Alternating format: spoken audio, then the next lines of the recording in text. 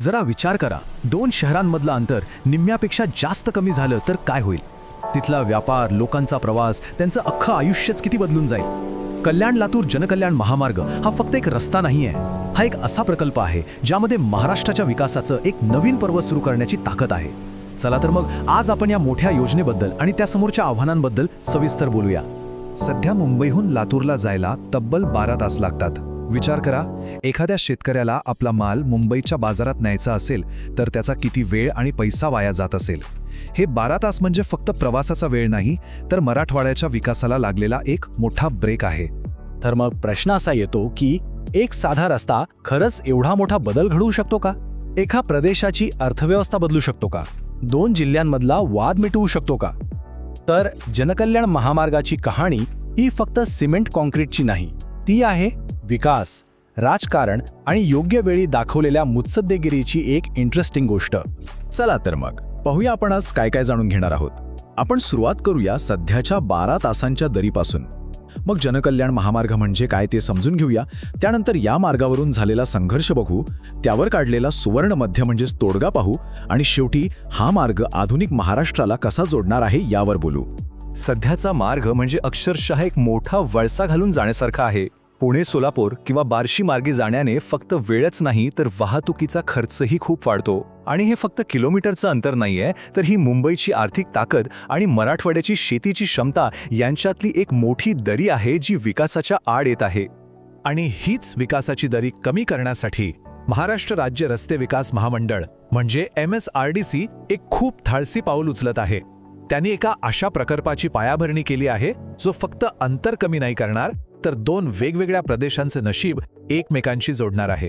या प्रकल्पाचं नावच सगळं काही सांगून जातं. जनकल्याण महामार्ग हा 450 किलोमीटरचा रस्ता लोकांच्या भल्यासाठी, त्यांच्या कल्याणासाठी बांधला जातोय.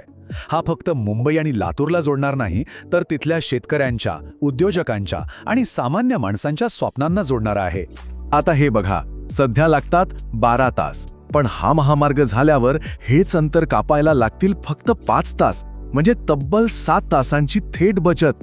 ही फक्त वेळेची बचत किंवा प्रवासाची सोय नाही, तर ही एक मोठी आर्थिक क्रांती ठरू शकते. पण म्हणतात ना, जिथे विकासाची मोठी स्वप्न असतात तिथे मोठे संघर्षही उभे राहतात. महामार्गाची घोषणा झाली आणि त्याच्या मार्गावरून एक मोठं वादळ सुरू झालं.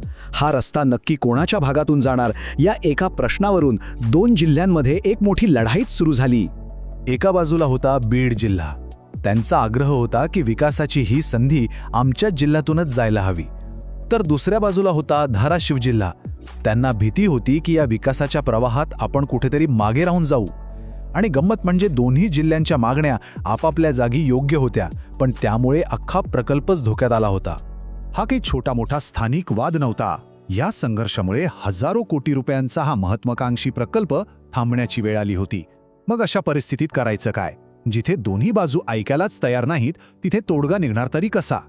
आणि इथेच या कथेमध्ये एंट्री होते MSRDCची, एका हिरोसारखीच. त्यांनी फक्त इंजिनिअरिंग नाही, तर उत्तम मुत्सद्देगिरी वापरून या मोठ्या समस्येवर एक जबरदस्त उपाय शोधून काढला. MSRDCने कोणा एकाची बाजू घेण्याऐवजी सुवर्ण मध्य साधला. हा एक संस्कृत शब्द आहे ज्याचा अर्थ होतो द गोल्डन मीन, किंवा असा मधला मार्ग जो सगळ्यांसाठी फायद्याचा असेल. त्यांनी एक असा मार्ग निवडला जिथे कोणाचा पराभव होणार नाही, तर दोन्ही जिल्ह्यांचा विजय होईल. आणि त्यांनी हे केलं कसं? खूपच तार्किक पद्धतीने. आधी दोन्ही जिल्ह्यांच्या मागण्या समजून घेतल्या, मग महामार्गाच्या आराखड्यात थोडा बदल केला आणि एक शानदार उपाय शोधला. तो म्हणजे दोन्ही जिल्ह्यांना इंटरचेंज मार्गाने मुख्य महामार्गाशी जोडण्याचा. म्हणजे महामार्ग दोघांनाही मिळणार. आणि मग MSRDCचे व्यवस्थापकीय संचालक अनिल कुमार गायकवाड यांनी स्वतः या निर्णयावर शिक्कामोर्तब केलं. त्यांचं हे वाक्य फक्त एक घोषणा नव्हती, तर एका मोठ्या प्रादेशिक वादावर पडलेला पडदा होता. आता दोन्ही जिल्हे विकासाच्या या महामार्गाशी जोडले जाणार होते. चला, आता वाद तर मिटला आणि मार्गही मोकळा झाला. पण जरा विचार करूया, हा महामार्ग पूर्ण झाल्यावर महाराष्ट्राच्या नकाशावर नेमका काय बदल घडवेल? याचं भविष्य कसं असेल? हा महामार्ग फक्त 2 शहरांना नाही, तर ठाणे, पुणे, अहमदनगर, बीड, धाराशिव आणि लातूर या तब्बल 6 महत्त्वाच्या जिल्ह्यांना एकमेकांशी जोडणार आहे. सोप्या भाषेत सांगायचं तर मुंबईच्या औद्योगिक पट्ट्यापासून ते थेट मराठवाड्याच्या शेतीपर्यंत एक सलग आर्थिक कॉरिडॉर तयार होणार आहे. या प्रकल्पाचा प्रवासही मोठा रंजक आहे. जो प्रकल्प कित्येक वर्ष फक्त कागदावरच होता, त्याला 2026 मध्ये अचानक वेग आला. राज्य सरकारची परवानगी मिळाली, मार्गावरचा वाद मिटला आणि आता हा प्रकल्प अंतिम मान्यतेच्या टप्प्यात पोचला आहे. म्हणजे एक मोठं स्वप्न आता सत्याच्या खूप जवळ आलं आहे. तर मग या सगळ्याचा नेमका परिणाम काय होईल? सोप्या शब्दात सांगायचं तर 4 मोठ्या गोष्टी घडतील. प्रवासाचा वेळ कमी होईल, आर्थिक विकासाला चालना मिळेल, प्रादेशिक जोडणी सुधारेल आणि सगळ्यात महत्त्वाचं म्हणजे भविष्यातल्या प्रकल्पांसाठी वाद कसे सोडवायचे याचं हे एक उत्तम मॉडेल बनेल. म्हणूनच जनकल्याण महामार्गाची ही गोष्ट आपल्याला एक मोठा धडा शिकवते. रस्ते फक्त विटा सिमेंटने नाही तर संवाद आणि समजुतीनेही बांधले जातात. जेव्हा विकासाचं नियोजन आणि वाद सोडवण्याची कला एकत्र येते, तेव्हा अशक्य वाटणारे प्रकल्पही शक्य होतात.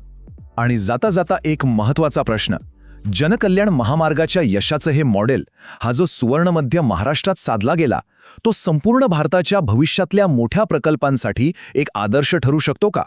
काय वाटतं, या एका रस्त्याची कहाणी भारताच्या विकासाची दिशा बदलू शकेल? यावर नक्कीच विचार करायला हवा.